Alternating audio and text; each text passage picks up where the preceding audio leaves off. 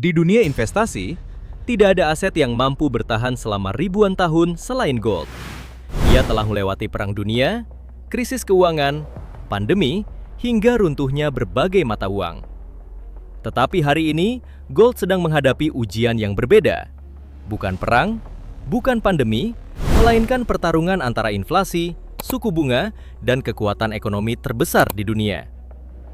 Di balik setiap candlestick yang bergerak, terdapat keputusan bank sentral, laporan ekonomi, serta miliaran dolar yang berpindah tangan setiap detik.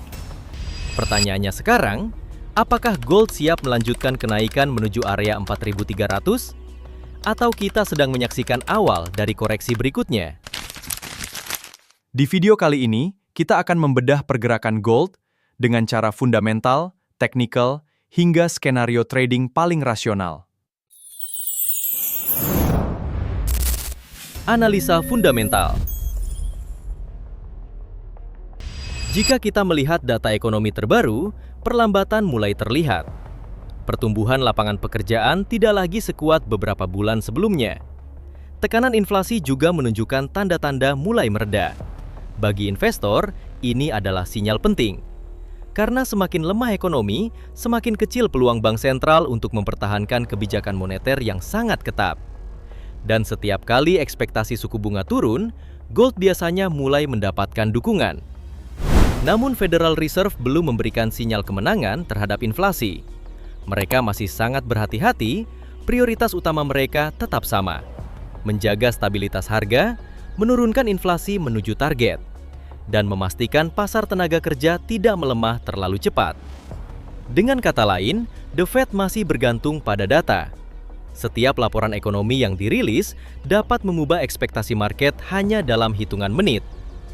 Dolar Amerika masih menjadi faktor terbesar yang menentukan arah gold. Selama dolar tetap kuat, kenaikan gold biasanya terbatas.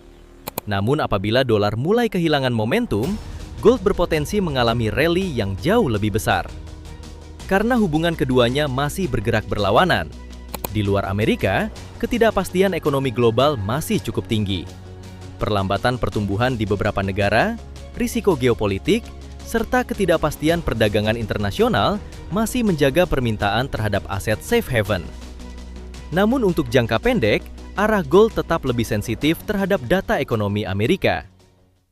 Analisa teknikal.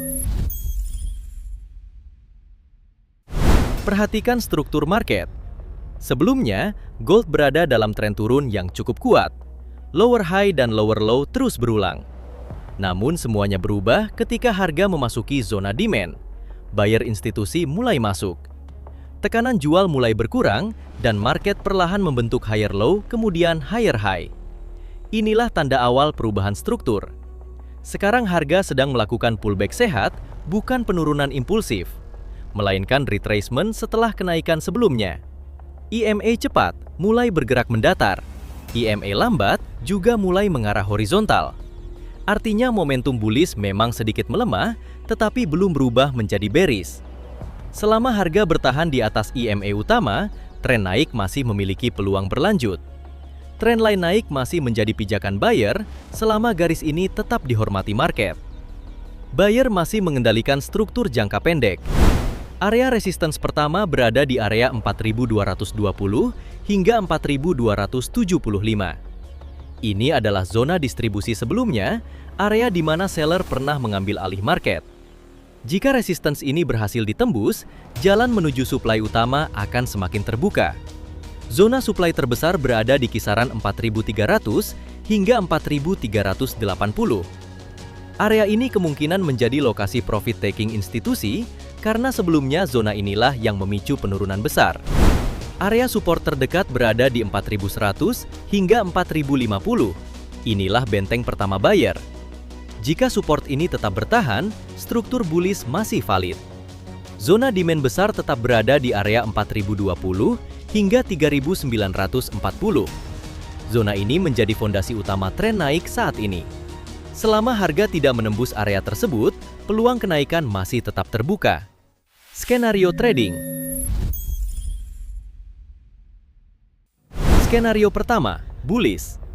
Jika harga mampu bertahan di atas support, kemudian muncul candle bullish dengan volume yang meningkat, serta berhasil menembus area resistance 4.220 hingga 4.275. Maka peluang menuju zona supply 4.300 hingga 4.380 akan semakin terbuka. Dalam skenario ini, buyer masih memegang kendali dan setiap pullback berpotensi menjadi peluang mengikuti tren. Skenario kedua, bearish. Sebaliknya, apabila area support 4.100 hingga 4.050 ditembus dengan tekanan jual yang kuat, maka struktur bullish jangka pendek mulai melemah dengan target koreksi berikutnya berada di zona demand 4.020 hingga 3.940. Seller berpeluang kembali menguasai market dan membuka ruang penurunan yang lebih dalam. Tidak ada analisa yang mampu memprediksi market dengan kepastian 100%. Namun analisa yang dibangun akan memberikan keunggulan dalam jangka panjang. Jadikan setiap posisi sebagai keputusan yang terukur, bukan sekedar tebakan.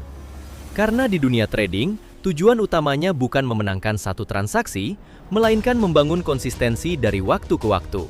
Sampai jumpa di analisa berikutnya. Jika kamu merasa analisa seperti ini membantu kamu membaca market, jangan lupa like, subscribe, dan bagikan ke sesama trader. Trade smart, manage risk, dan semoga profit konsisten.